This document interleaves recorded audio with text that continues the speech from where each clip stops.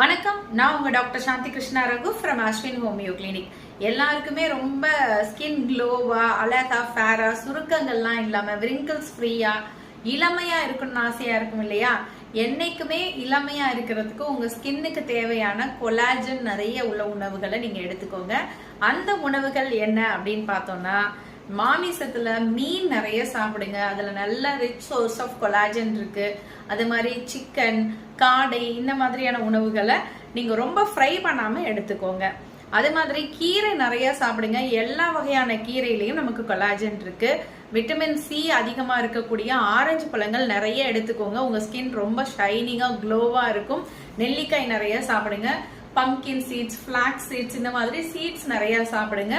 அது மாதிரி நட்ஸ், எல்லா வகையான நட்ஸும் நிறைய எடுத்துக்கோங்க. ஸோ என்றும் இளமையா அழகா இருக்கலாம். மறக்காம ட்ரை பண்ணி பாருங்க. நன்றி. வணக்கம். நான் உங்க doctor Shanthi Krishna Raghu from Ashwin homeo clinic. எல்லாருக்குமே ரொம்ப ஸ்கின் க்ளோவா, அழகா, ஃபேரா, சுருக்கங்கள்லாம் இல்லாம விரிங்கிள்ஸ் ஃப்ரீயா, இளமையா இருக்கணும்னு ஆசையா இருக்கும் இல்லையா? என்னைக்குமே இளமையா இருக்கிறதுக்கு உங்க ஸ்கின்னுக்கு தேவையான கொலாஜன் நிறைய உள்ள உணவுகளை நீங்க எடுத்துக்கோங்க.